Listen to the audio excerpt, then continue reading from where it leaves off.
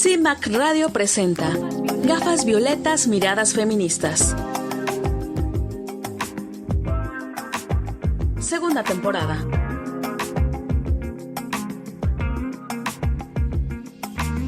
Constituyentes MX Feministas. Hola, ¿qué tal? Me da muchísimo gusto saludarlas, darles la bienvenida a este espacio radiofónico de las Constituyentes MX Feministas, Gafas Violetas. Hoy tenemos pues una invitada muy especial, muy interesante la reflexión con ella. Espero que se quede durante toda la plática y como cada semana me da muchísimo gusto saludar a mi compañera Verónica Palafox. ¿Cómo estás, Vero? Muy bien, Ivonne, muchas gracias. Es un gusto estar aquí en Gafas Violetas, el programa de las Constituyentes MX Feministas, que como cada semana, pues abordamos los temas que nos interesan a las mujeres y deberían de interesarle a toda la sociedad también. Escuchen todos y todas. Las constituyentes marcamos precedentes. Una gran conmoción ha causado el caso de Dafne, una joven de 13 años, una niña de 13 años, aunque pues muchos estudios no la consideran como niña, todavía la ponen ya como adolescente, pero en realidad 13 años, Vero, pues sigue siendo una niña. Esto ocurrió el 17 de julio de 2026 en la Academia Militarizada Marina Donitz en Ciudad Madero, Tamaulipas. Ella pues tuvo una serie de situaciones que se presentaron durante un campamento al que asistió y lamentablemente llamaron a su familia para decirle que estaba muerta y la ponían como pues una cuestión de una especie de accidente y trataron de minimizar al máximo la situación. Gracias a la lucha de su mamá, es que hoy se ha logrado cambiar la tipificación del delito al delito de feminicidio y se va a hacer una investigación diferente, después de que se logró obtener un certificado de defunción que clasifica el hecho o la causa de muerte como asfixia por sumersión y la necropsia reveló además exceso de agua en los pulmones. Hay mucha información que comentar sobre este tema y sobre todo mucha indignación por parte de las mexicanas y los mexicanos, Vera. Es un tema que, pues sí, como tú dices, nos ha conmocionado y pues nos ha hecho reflexionar en las situaciones que pasan adentro de estos colegios. No es la primera vez que un colegio militarizado tiene un problema de violencia contra sus alumnas, contra sus alumnos. También se han dado casos también de chicos, adolescentes que han sido violentados. Y en este caso, pues la violencia fue extrema, por lo que nos ha narrado su madre, lo que se ha encontrado es la madre pidió una nueva necropsia, no la que le hicieron las autoridades ahí, porque finalmente no estaba convencida. ¿Por qué no estaba convencida? Porque la vio con golpes, la vio muy maltratada, lastimada. Ella misma dice, pues me la entregaron vomitada, muy toda sucia, y bueno, no es ese la forma en tratar a una chica que realmente hubiera tenido un accidente o una enfermedad. Entonces, bueno, lo terrible de este caso es que pues las autoridades escolares pues niegan cualquier violencia ejercida sobre ella y el descaro del director que dice que va para quedar, bueno, como para una forma de reparar esta muerte, pues es devolviéndole lo que la mamá pagó por el curso de verano. Todavía llegamos a esos extremos de cinismo y de quererse quitar responsabilidades. Pero y mucho hemos hablado sobre el exceso de violencia que se llega a ejercer en estas academias o instituciones militarizadas. Ya lo hemos comentado en otra ocasión, los regímenes militares son los más violentos y machistas que existen en el mundo. No podemos como feministas avalar una situación así, porque les enseñan de una forma muy violenta una disciplina presuntamente para ejercer el bien. Y lo que terminan teniendo como resultado son personas con muchos traumas y muchísima violencia que ejercieron y solamente saben actuar a partir de la violencia. Hay denuncias de otros compañeros que asistieron a este campamento donde dicen que la menor sufrió maltrato físico, psicológico y abusos durante todo la estancia y que estos incluían precisamente estas prácticas de sumergirla de forma forzada en el agua y supuestamente para hacerla que resistiera. Yo insisto, este tipo de enseñanza tiene que erradicarse porque no es correcta. No puedes enseñar a alguien con violencia. Me viene a la memoria que no nada más en las escuelas militares, también en los cuerpos de marina. Recuerdo el caso de una chica que también pues fue víctima de feminicidio, una joven de la marina, a manos del supuesto novio que tenía ahí, que también ella fue vi- víctima de estas violencias feminicidas. Y en este caso, bueno, en el caso otro, no fue por las prácticas, pero sí hay un abuso del poder en estas instancias, un manejo como tú dices, de la disciplina, un manejo de las jerarquías, sobre todo, ¿no? Los altos puestos, aunque sea un puesto inmediato, sienten que pueden ejercer un poder sobre sus subalternos. Ahora veamos cómo actúan las autoridades sobre esto, porque la muerte de Daphne solamente es una puntita de las arbitrariedades y violencias que se vivían ahí. Veamos si realmente lleva a una investigación seria, porque aun cuando ya se hizo esta modificación y se determinó que fue un feminicidio lo que pasó con Daphne, eso no significa que la familia, y sobre todo la mamá, esté conforme. Ella lo que quiere es ver a los responsables tras las rejas. Sí, esperemos que realmente se haga justicia. Y bueno, sí, aquí en esta, como en muchas otras ocasiones, si no hablan las madres, si no hablan los familiares, los casos quedan impunes, ¿no? Hay casos que pasan años, las autoridades dan largas, no lo hacen. Y a fuerza de que los padres promueven todas estas investigaciones, promueven una queja social, es que se da una respuesta, si bien ya una vida humana ya se perdió, pero por lo menos un paso más allá para la justicia para sus víctimas.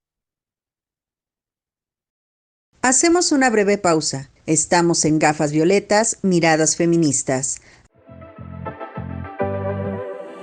En CIMAC Radio queremos escucharte. Queremos escucharte. Queremos escucharte. Comunícate con nosotras al 5535 0847 61. 5535 0847 61. Y déjanos conocer tus opiniones sobre nuestra programación. CIMAC Radio, periodismo con perspectiva de género. Regresamos a seguir tirando al patriarcado. Constituyentes MX feministas.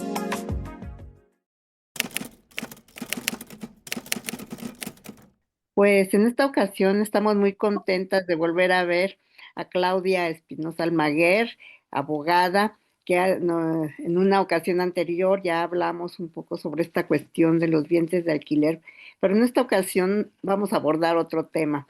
Ella recientemente publicó un artículo donde hace un análisis de esta disparidad de poder cuando una mujer denuncia a su agresor y su agresor ocupa una posición de poder, como es el caso de Víctor Rodríguez, exdirector de Pemex, quien violentó públicamente, porque se vio en una grabación, a su esposa.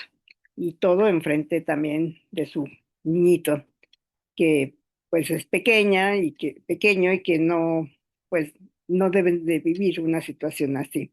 Pero cuéntanos, Claudia, ¿qué te motivó a hacer este artículo? ¿Cuál es el análisis que tú realizaste en esta ocasión. Bueno, creo que a partir de lo que pasó ahora con el señor Víctor, que está actualmente imputado, entiendo, me parece que son dos, uno es violencia familiar y otro es violencia vicaria. Hay algunos hechos que se producen según lo que investigué en Morelos y otras cuestiones que se van a realizar en Ciudad de México. Entonces, por ejemplo, Morelos sí tiene la violencia vicaria como delito, aparte de la violencia familiar, o sea, son dos artículos. Y cuando surgió el video, fue como muy comentado, si se fijaron, fue viral. Aunque estamos habituados en el país a ver este tipo de violencias, tanto en el ámbito público como pues, en las casas, ¿no? El hecho de la cercanía de esta persona, de este señor, con el gobierno federal y que acababa, digamos, que tiene toda una trayectoria siendo funcionario, siendo cercano al gobierno y teniendo puestos muy importantes de decisión a nivel de la administración pública, eh, creo que agarró en curva, que mostró, digamos, una faceta o terminó de sacar del closet, llamarlo de alguna manera, más bien, esta política pseudofeminista o que aparentemente en el discurso se preocupa por las mujeres y existe en algún lado. Yo, la verdad, mm, no la encuentro, ni en el exterior ni en el interior. O sea, creo que la situación que ha tenido ahora Claudia Sheinbaum como titular del Poder Ejecutivo no ha mostrado en ningún momento un interés o un abordaje de que sea una prioridad política la violencia que vivimos las mujeres. Y este es un caso, es decir, cómo reaccionan las mujeres en el poder eh, a ese nivel, ¿no? A ese gran nivel de decisión de poder, cuando uno de los suyos es exhibido mediáticamente de esta forma, o sea, cuando se sale del control de cómo son los hombres de poder en la intimidad de su casa. Entonces, esto es una cuestión muy interesante, sí por lo que pasó con él, sí por la dinámica del caso, que tiene sus referencias, digamos, en la atención que se maneja a nivel nacional. Esto es parte del cotidiano, esto que ustedes vieron se recibe en el país todos los días. El delito de violencia es el tercero o el segundo según el mes que te encuentres, pero siempre es de los más, el que tiene más llamadas de emergencia y más incidencia delictiva. Entonces, eso es el cotidiano de muchas víctimas, pero en este caso es muy simbólico de cómo las mujeres también en el poder fungen como, pues hasta cierto punto como cómplices de la situación y de perpetuar la violencia contra otras mujeres, ¿no? Tenemos varios casos, ¿no? Está Cuauhtémoc Blanco, está Salgado Macedonio y otros que han sido protegidos precisamente por un grupo de mujeres que tienen poder. A la par, la presidenta empieza a impulsar esta que ha llamado ley en contra del feminicidio, que ni ha presentado claramente una iniciativa, pero que trata de aparentar que hay algo que se está haciendo desde el gobierno federal para detener la violencia en contra de las mujeres. ¿Cómo tomas esta situación? ¿Qué lectura le das, Claudia?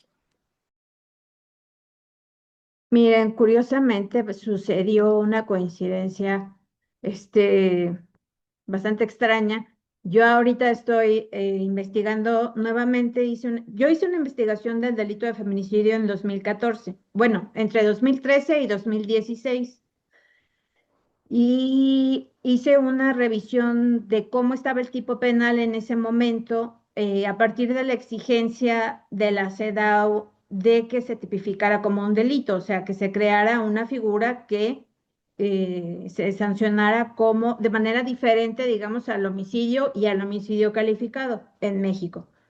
Ese proceso que terminó en 2017 y ya actualmente tenemos, yo revisé todos los tipos penales de México el año pasado, en junio, justamente hace un año. Y pues todo el país tiene un delito, o sea, en sus estados, los 32 estados, tienen un delito que se llama feminicidio, más el federal, entonces son 33 tipos penales, ¿sí? Hay en algunos muchas razones de género y en otros están las 7 que están en el 325 del Código Penal Federal.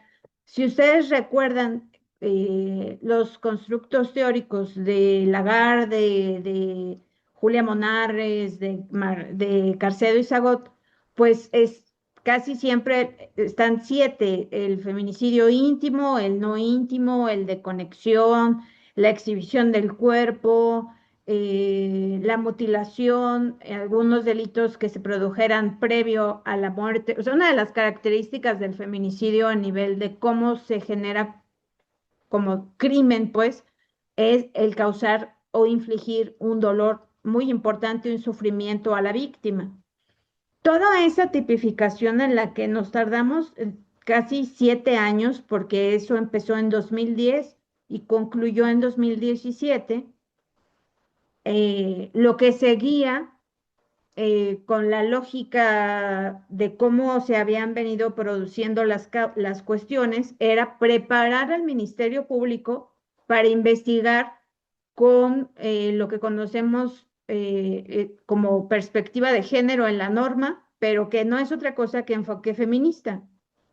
Y entonces, ese era el paso siguiente. Empezó a haber una tensión exacerbada, desde mi opinión, con los famosos protocolos de atención y de investigación que actualmente están desfasados, la gran mayoría, porque estaban acorde al sistema tradicional, no al sistema acusatorio penal de este momento, y se dio demasiado énfasis en los protocolos a nivel nacional. Se volcó toda la atención en eso y no en la norma, no en preparar al Ministerio Público. Y entonces, en esa evolución, de pronto este gobierno sale un día, recién, porque yo estaba en México en mayo cuando se reformó la Constitución, y dicen que van a hacer una ley general para todo el país de feminicidio. Ajá. Esa idea de hacer una ley general había sido idea de Hertz Manero. La solución de Hertz Manero cuando fue fiscal de la República era como desaparecer el tipo penal porque era muy difícil, según él, de acreditar.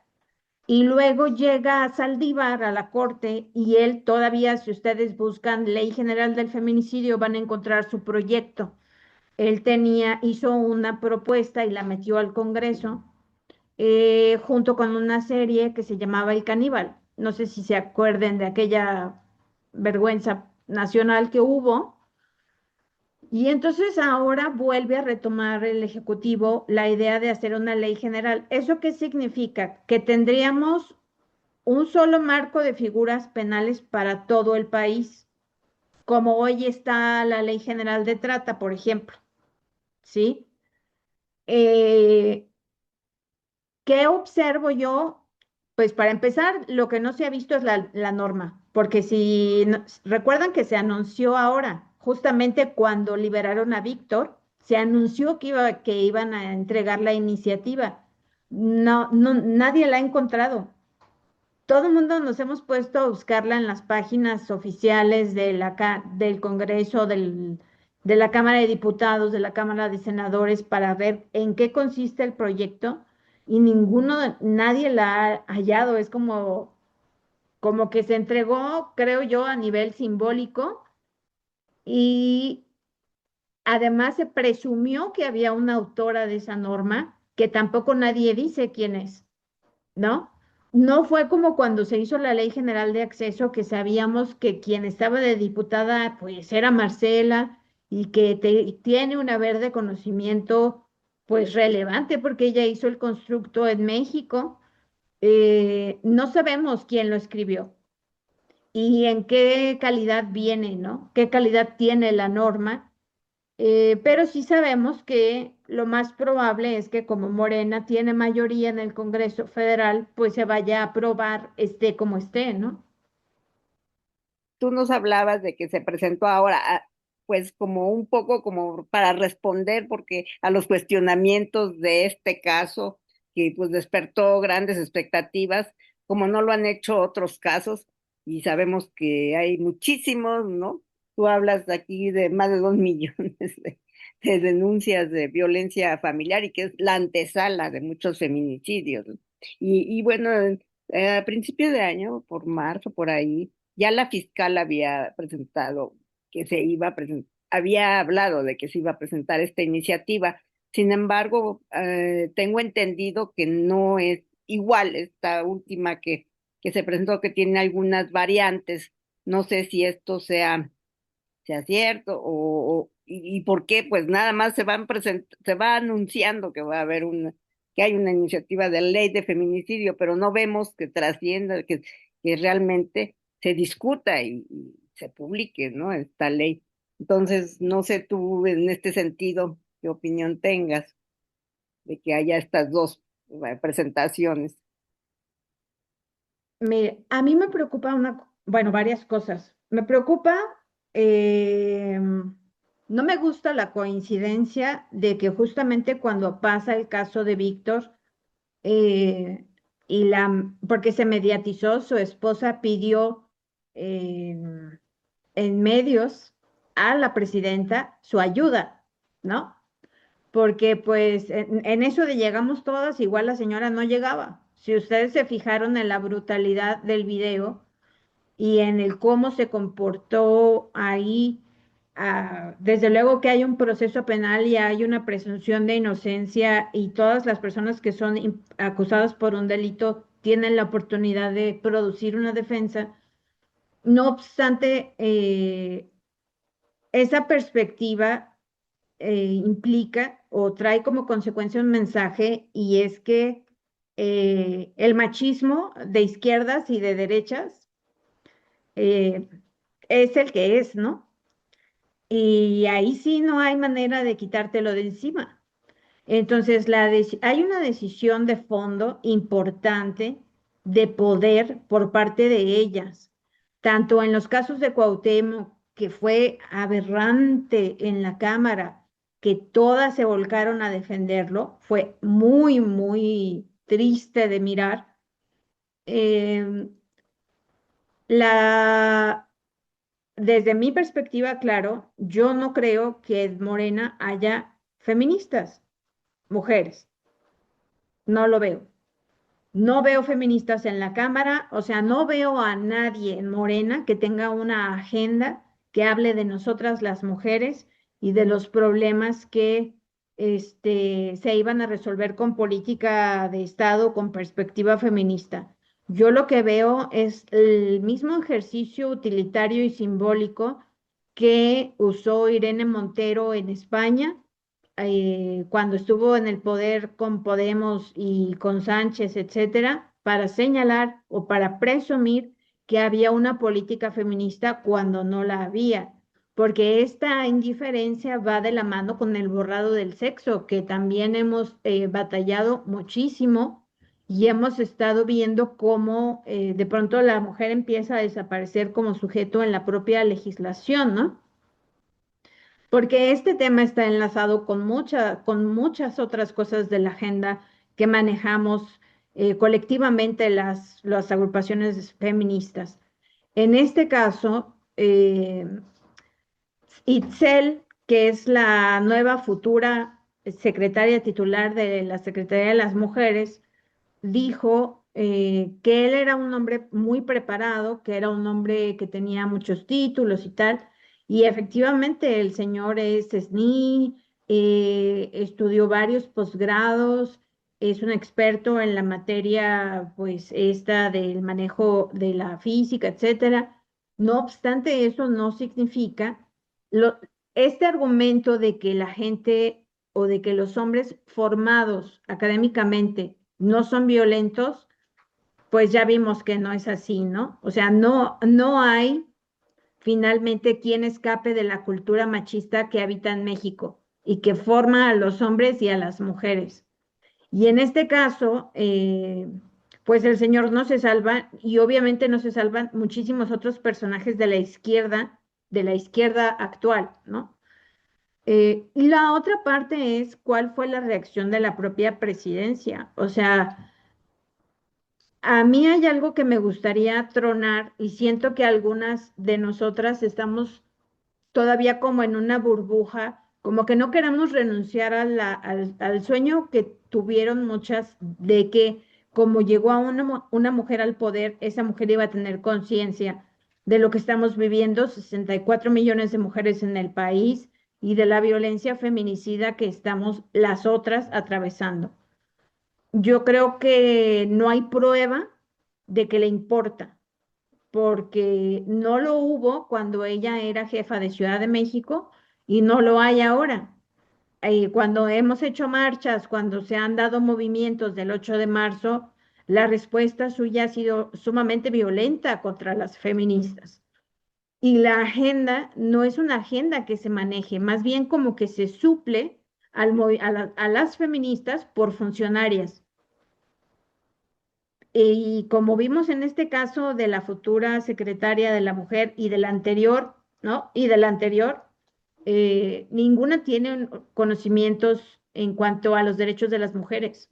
Ninguna maneja agenda de ningún tipo, ni de la igualdad, ni de la violencia, ni de ninguna otra cosa, ¿no?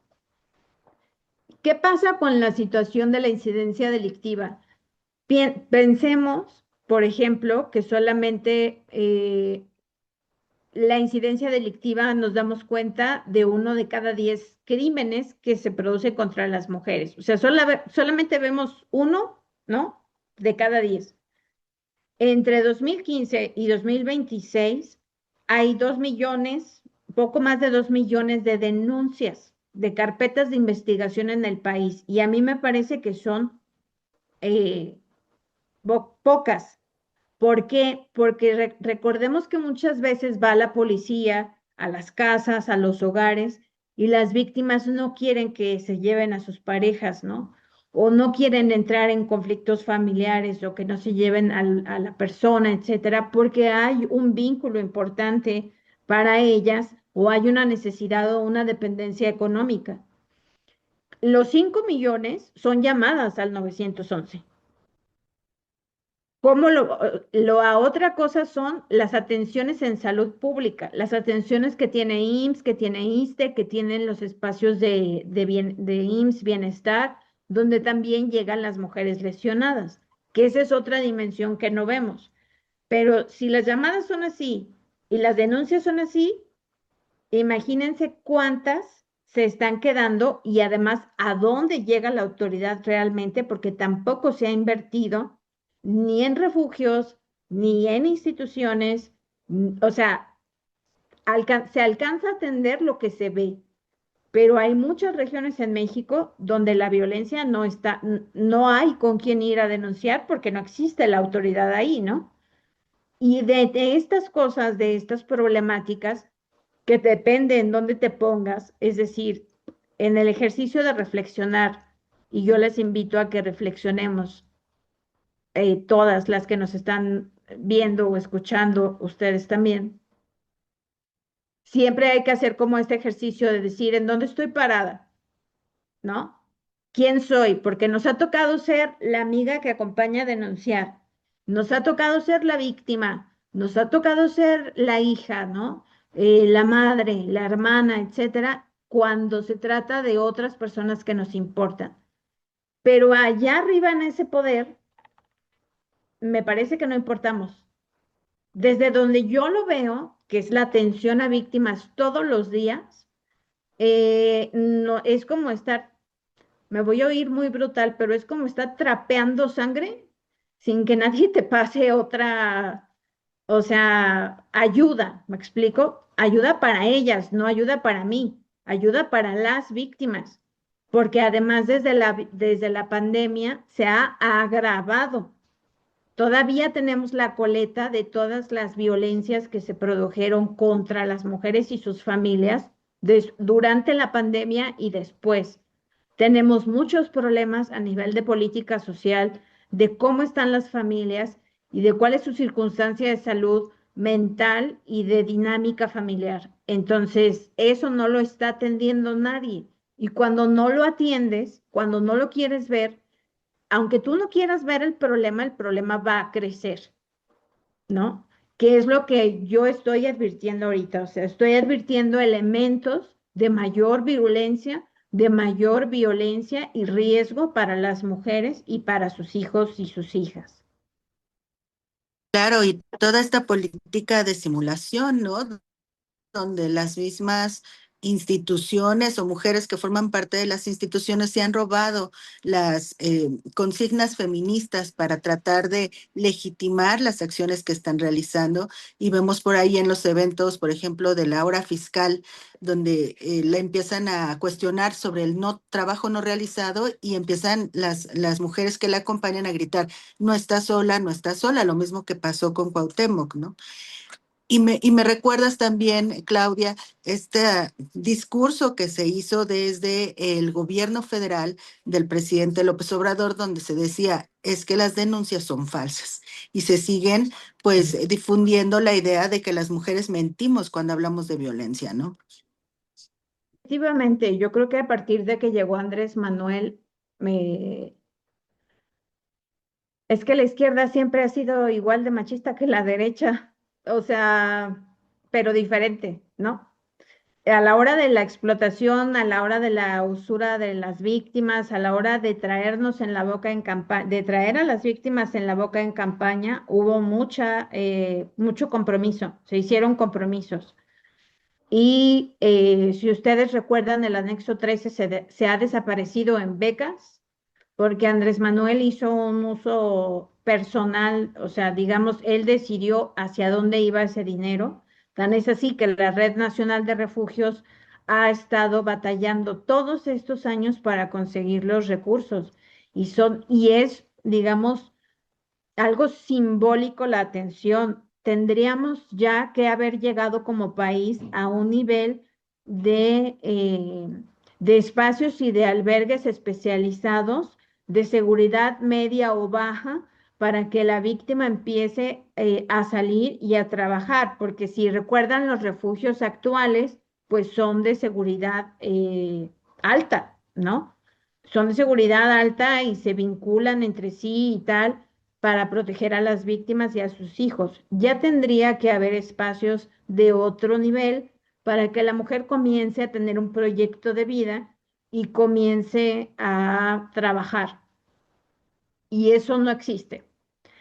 ¿Con qué se están conformando los estados? Pues se están conformando con dinámicas laborales que son como estos cursos, no sé si les ha tocado en sus estados, de poner uñas, de enseñar a peinar, cuestiones así, o sea, inclusive trabajos bastante estereotipados para las mujeres, en donde se da una formación, pues, que al cabo de, o sea, que a largo plazo, en el largo aliento de lo que necesita una madre jefa de familia para proveer a sus hijos, cuando la otra persona no responde o cuando se desaparece o cuando no hay quien asuma o comparta la responsabilidad, eh, poniendo uñas va a estar un poco complicado, ¿me explico? O sea, el alcance que piensa el Estado de las mujeres, de cómo atravesar la violencia, cómo brincas, cómo atraviesas esa dinámica para independizarte, atraviesas el riesgo para dejar atrás a tu agresor y para que tu agresor no te mate, porque recordemos que cuando se separan en una relación violenta, la mujer tiene mucho riesgo de ser asesinada. Entonces, ¿cómo haces esa separación ¿cómo provees a la mujer de herramientas psicológicas, herramientas de preparación para que se independice no solo de su esposo, sino de ti como Estado? ¿Me explico?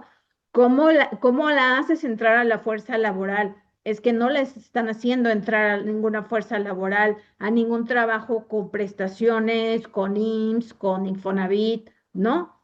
O sea, están haciendo como negocitos y cuestiones que difícilmente sacan adelante a dos o tres niños, ¿no? Que es el promedio que está teniendo, sobre todo en estados socioeconómicos bajos. Y otra cosa grave que está sucediendo ahora es la entrada a la dinámica familiar de la droga. Está habiendo ahorita, hace 8 años, hace 10 años, solamente teníamos cuando tú entrabas a abordar un caso de violencia, teníamos presentes algunas sustancias que eran el alcohol, la marihuana y por mucho la cocaína, ¿no? Pero en este momento, la dinámica que se está dando en los estados, ya no somos un estado o sea, estados de tránsito de la droga. No, la droga se queda y se consume. Y estamos teniendo mujeres muy jóvenes consumiendo droga a muy temprana edad y que resultan, digamos, en embarazos no deseados, en niños que nacen muy prematuros, en cuestiones muy graves de salud y en situaciones de violencia. Entonces, en este círculo, ¿no? En esta vorágine que se genera, pues se produce una problemática muy profunda que difícilmente puede uno resolver con cursitos y cosas así, ¿no? Necesitamos realmente una política seria y a largo plazo, donde haya dinero, porque claro, cuando se modificó la Ley General de Acceso hace en 2018, esa modificación de la legislación para las medidas de protección decía que no les iban a dar dinero a los estados para implementarla. Entonces, ¿para qué la cambias? O sea, pues déjala igual, ¿no? Si finalmente nosotras no le valemos al Estado para que invierta en que no nos maten, pues no sé qué más te puede convencer como poder, ¿no? Y yo pienso que una gran falta también que tenemos es todo este trabajo preventivo, ¿no? Porque ya estamos viendo que no pueden resolver las situaciones que ya pasaron, las situaciones de delito, de violencia y todo esto. Pero como tú dices, no hay un trabajo preventivo y precisamente pues se van entrando todas estas violencias a los hogares, a los espacios laborales también se dan ahí, ¿no? Donde también pues no hay toda una política de prevención pues desde el sexenio pasado yo dije, bueno, ¿cómo vamos a prevenir que haya violencia? Con un cuadernito, una cartilla moral que reproducía había un párrafo que decía, retomaba que la mujer debe estar en su casa atendiendo a sus niños y sirviendo a su marido, ¿no? Y ahora, bueno, hicieron los derechos de las mujeres, pero y tengo el cuadernito, ya los leí, ¿y qué pasa, no? Entonces, aparte de que no hay soluciones ya cuando se da la violencia, tampoco las hay previas, ¿no? La educación no está alcanzando los niveles que requeriríamos como para formarnos. Y lo vemos retomando el caso que tenemos como ejemplo, pues ella es una mujer preparada y tampoco ha podido llevar su caso bien. Yo pienso en los millones de mujeres que viven diariamente la violencia y no tienen ningún argumento, ninguna herramienta, pues para saber hasta dónde están sus derechos y qué puede hacer, ¿no? Entonces, no sé tú cómo veas esto, si también la prevención tendría que ser una prioridad, pues para frenar un poco esta violencia hacia las mujeres. Yo creo que nos han educado, y este caso también es muy paradigmático para abordar ese tema. Fíjense que eh, hay una situación que hemos visto a lo largo de los años. Yo ya estoy por cumplir 22 años este octubre de dar atención a víctimas. Y me ha pasado muchas veces que hay gente, o sea, coincides con otras personas que como tú saben de este tema de violencia y tal, ¿no? Y tienen nociones o son expertas, como nosotras, ¿no? Y caen en dinámicas de violencia. Entonces, cuando tú sabes, es una cuestión muy particular, porque cuando tú sabes eh, o trabajas en violencia y eres víctima, tienes, si de por sí las mujeres no tenemos compasión de nosotras mismas, es decir, compasión es entendiendo como no tenemos empatía con nosotras mismas como seres humanos y nos entregamos porque así nos educaron al cuidado de todo el que se pase por la calle, ¿no? O sea, cuidamos nuestras familias, cuidamos a los enfermos, a los adultos mayores, o sea, a nuestros hijos, nos volcamos en el amor, porque políticamente eso es lo que hablan las feministas, ¿no? O sea, estamos tan entretenidas entregando el amor de todo hacia los demás que no nos cuidamos, que no tenemos compasión al momento de reconocer que estamos atravesando algo, porque ella sí efectivamente es una mujer preparada, pero la educación tampoco te da para no ser víctima. Y curiosamente hemos tenido, bueno, yo he tenido la experiencia de trabajar con mujeres, colegas, que saben qué es la violencia y que han vivido violencia en algún momento por parte de sus parejas. Y entonces este es un ejercicio de doble falta de compasión. No solo no me perdono ser víctima, sino no me perdono ser víctima porque yo sé de lo que estoy hablando, porque yo me sé la ley general de acceso de arriba a abajo, de izquierda a derecha, de principio a fin y le doy 3 vueltas. Eso tampoco garantiza, y es importante que lo sepamos todas, no garantiza que no llegues a ser víctima de violencia tú misma. Ajá, no es una vacuna, porque nosotras también estamos culturizadas en esta sociedad y en determinado momento, además ningún agresor llega y de primeras te hace daño. O sea, las relaciones no empiezan de esa forma. Ahorita hablando de este tema con la situación del señor Víctor y de la víctima, ¿no? Las relaciones no empiezan siendo violentas. Si empezaran siendo violentas, pues no le entrabas, ¿no? Pero creo que es un gran estigma para quienes nos dedicamos a este tema, que en determinadas circunstancias hayamos sido víctimas de violencia también. Yo personalmente en mi vida he sido víctima de violencia en algún momento y atravesarlo y superarlo y trabajarlo como víctima implica reconocer pues que el médico no se receta solo, ¿no? O sea, tú puedes ayudar a otras mujeres, o más bien no ayudar, sino hacer tu trabajo, y eso no significa que en determinado momento otras compañeras sean feministas, luchadoras, activistas, etcétera, y no estén atravesando por una dinámica igual. Creo que ese estigma lo debemos de, porque lo tienen quienes somos expertas, lo tenemos, lo atravesamos y además tenemos grados y tenemos un montón de cosas, ¿no? Y decimos, y llega un momento así que decimos, no, yo nunca me voy a dejar y tal, y acabas envuelta en una dinámica indeseada, sea de un grado o de otro. Y creo que tenemos que tener mucha conciencia y mucha consideración a nosotras para superar una situación así y salir adelante de ella y resolverla. Claro, nosotras tenemos más herramientas. Hay otras mujeres que no las tienen, pero no tiene que ver con el conocimiento, tiene que ver con la reacción de cómo actúas ante un acto violento. No sé si me explico. O sea, claro que jamás le recomendaríamos a una mujer que confronte a un varón porque el hombre es más fuerte, ¿no? Pero sí que se pusiera a salvo y buscara apoyo inmediatamente, porque él no suele cambiar, suele empeorar.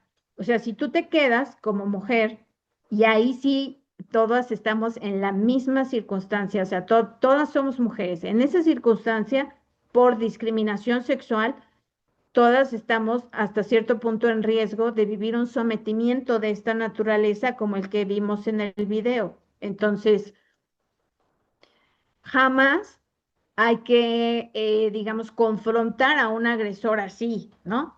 Porque corremos el riesgo de que realmente tengamos un daño importante o un riesgo feminicida. Lo que tenemos que hacer es ponernos a salvo y pedir ayuda, ¿no? O sea, reconocer que estamos en una condición a nivel psicológico de suprasubordinación, o sea, que pensamos que el otro es más que nosotras y eso es lo que nos pone en riesgo y buscar ayuda. Claro, buscar ayuda, seas quien seas, seas doctora en filosofía o en lo que tú quieras, o en lo que ustedes gusten, ¿no? O sea, no hay una condición en donde no, en tanto el hecho de ser mujer nos condiciona socialmente a poder llegar a ser víctimas, todas nosotras debemos estar alerta de no permitir ningún tipo de maltrato. Y qué bueno que mencionas esto, Claudia, porque hay muchos estigmas o estereotipos que se siguen perpetuando alrededor precisamente de las víctimas, como la víctima perfecta, ¿no? Que tenga ciertas características o que reaccione de alguna forma. Y en este caso en particular, una de las vertientes fue precisamente esa, así de, es que ella es una mujer que tiene ciertos estudios, entonces, ¿cómo es posible que haya caído en esta situación? Y por otro lado está esto que se ha llamado que le perdonó, que le otorgó el perdón, aunque ella ya después dijo que no fue así, pero en el momento en el que se menciona, hubo una gran cantidad de personas, mujeres y hombres, que salieron a criticarla por haber realizado esto, no sin tomar en cuenta pues las dinámicas precisamente de poder que se manejan, que te llevan a tomar ciertas acciones, ¿no? De que allí yo, o sea, si son los tipos, hay dos, eran estos dos tipos penales que yo les contaba, que es violencia familiar y es violencia vicaria. Si fue en el municipio de Morelos, que abarca el Código Penal, ¿no? De ese estado no permite el perdón en casos de violencia. Algunos sí. Por ejemplo, San Luis Potosí lo permite, permite el perdón legal, ¿eh? La primera vez. Nada más. O sea, si tú después tienes una situación de violencia por segunda vez con la misma persona, ya no se te permite que otorgues el perdón, justamente porque la dinámica va avanzando. Pero en el caso de ese estado, los dos delitos se persiguen de oficio. Es decir, el perdón legal solamente va a estar en aquellos delitos que se persiguen por querella necesaria. Así dice, el tipo penal tiene que decir en el código, si tú ves que dice, se persigue por querella necesaria, implica que puedes dar perdón. Esos no. Entonces ella pudo haber dado el perdón legal, que no significa un perdón emocional o el perdón este judeocristiano que tenemos en la cabeza, no, sino un perdón sobre la investigación. Pero no funciona porque el delito lo impide. ¿Qué es lo que pasó? Que se cambió la medida cautelar porque era de prisión, porque el imputado no tenía un domicilio fijo para garantizar que él no se iba a salir de México. ¿Me explico? Y cuando la juez dijo, cuando el abogado dijo, bueno, sí tiene este que está en Ciudad de México, la medida cambió. O sea, él sale de la cárcel, pero sigue bajo proceso. Y probablemente lo que vayamos a encontrar es una herramienta previa al juicio que se llama suspensión condicional. La suspensión condicional es tal cual dice, yo suspendo el proceso de investigación si tú, mi acusado, te comprometes a algunas cosas. ¿Cuáles? Pues están en la norma, a veces es tomar terapia, ir a un manejo de control de adicciones, pagar pensión alimenticia, o sea, pueden ser una o varias durante determinado tiempo, ¿ok? Que no te le acerques a la víctima, cuestiones así. Pero eso, ahí estamos hablando del ámbito jurídico penal.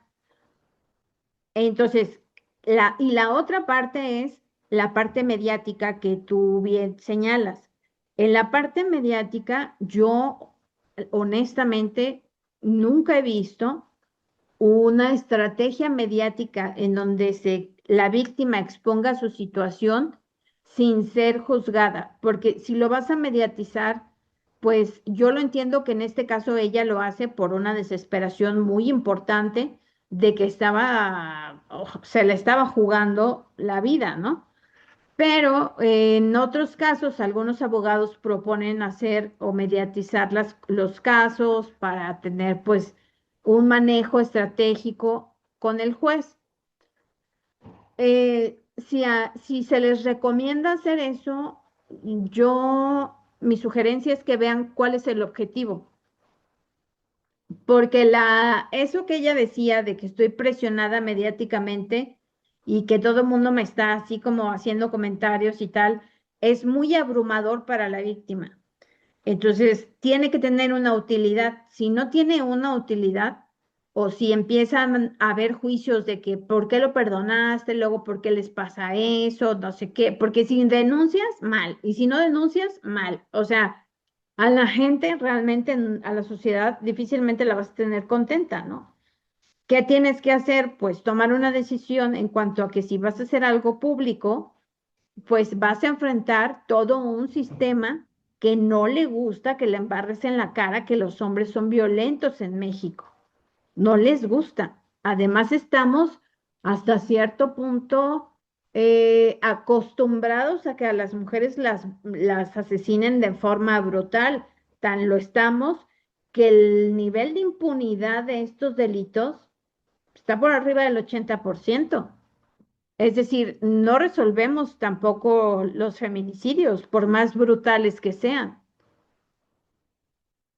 Y claro que una víctima va a tener siempre un reproche social. Por eso yo sugiero que cuando eso se lleve a cabo ya pidiendo así como que a Santa Claus, ¿no? Pero que tenga un buen equipo jurídico, que tenga un psicólogo que lo acompañe y que le explique los términos también, un asesor victimal que le explique los términos legales, porque los espacios de la justicia son espacios muy fríos, muy crueles. O sea, el lenguaje del penalista es un lenguaje poco dado a ser comprensible para los demás, ¿no? Pero tiene su porqué. No es inútil, o sea, no es que nos guste a los abogados penalistas hacernos los complicados, no, tiene su técnica, pero es deseable que la víctima tenga una buena asesoría que le explique, que haga una traducción comprensible de lo que pasa en el proceso y que ella se sienta siempre arropada por la gente que la está acompañando, porque acompañar a una víctima, y además la otra cosa que tú dices muy bien, cuando tú eres una persona o una mujer que tiene, por ejemplo, mucho carácter, que es muy característico de las feministas, la gente dice, es que tú cómo vas a ser víctima, ¿no? Si eres muy enojona o tienes mucho carácter o o sea, hay este prejuicio de que la víctima tiene que ser una señora que esté todo el día llorando y temblando y tal. Lo vimos en España cuando fue la violación del festival este que hacen de toros. ¿Se acuerdan? El caso paradigmático de la mujer que fue violada tumultuariamente por 5 varones en Pamplona. Ella no reaccionaba o sea, la juzgaron porque no reaccionaba como una víctima normal, ¿no? Y no es así, o sea, las víctimas son personas como nosotras que tienen una circunstancia en donde están atravesando un momento muy difícil y tú las estás acompañando, porque esa es la otra cuestión de nosotras como quienes la atendemos. ¿La atendemos así o la atendemos así? Si yo estoy en una posición vertical con la víctima, como está el médico con la paciente, ¿no? En donde yo mando y tú me obedeces, pues es muy difícil el vínculo. Pero si tú y yo somos iguales y yo estoy trabajando en un servicio de atención y yo estoy acompañándote en esto, pues te voy a acompañar hasta que tu proceso culmine o hasta que la etapa que me toca termine, ¿no? Pero somos iguales. Entonces, esa horizontalidad ayuda mucho. Y claro, el respeto siempre es bastante útil entre quienes trabajamos con las víctimas y la víctima misma, ¿no? Pues todo esto que nos dices es muy importante escucharlo, porque si realmente hay quienes, no, tú cómo vas a ser víctima y ¿por qué te dejas? Normalmente le dicen, no, ¿por qué te dejas? Porque las circunstancias pues te encierran en ese círculo de violencia, ¿no?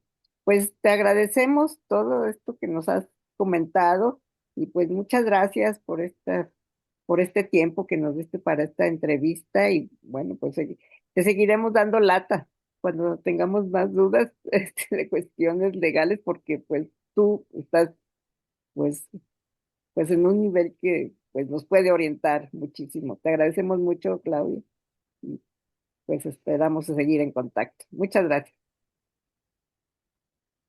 No, al contrario, yo les agradezco mucho el tiempo, el interés. Como compañeras feministas siempre estamos aquí cerca, acompañándonos en esta lucha colectiva por recuperar nuestros derechos humanos. Para mí es un gusto estar con ustedes y pues ya saben que aquí estamos para lo que se necesite y yo les mando un abrazo muy fuerte y muchas gracias por la invitación. Estamos en el programa de las Constituyentes MX Feministas, Gafas Violetas, Miradas Feministas. Regresamos después de una breve pausa. En CIMAC Radio queremos escucharte. Queremos escucharte. Queremos escucharte. Comunícate con nosotras al 5535 0847 61. 5535 0847 61. Y déjanos conocer tus opiniones sobre nuestra programación. CIMAC Radio, periodismo con perspectiva de género. Regresamos a seguir tirando al patriarcado. Constituyentes MX Feministas.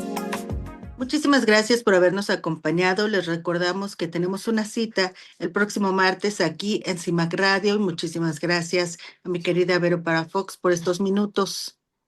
Ivonne de la Cruz, muchas gracias también por estos minutos que compartimos y que pues siempre es un placer hablar con nuestras audiencias y esperamos que nos escriban para que nos pidan temas, para que pues alguna quiere participar aquí en el programa, también tiene las puertas abiertas.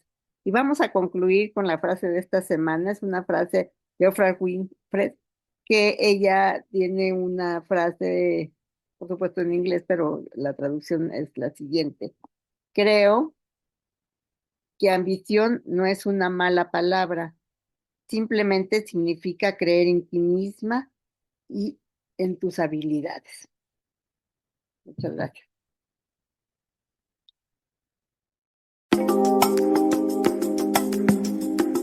Gracias por habernos acompañado. Gafas Violetas, Miradas Feministas. Segunda temporada. Constituyentes MX Feministas.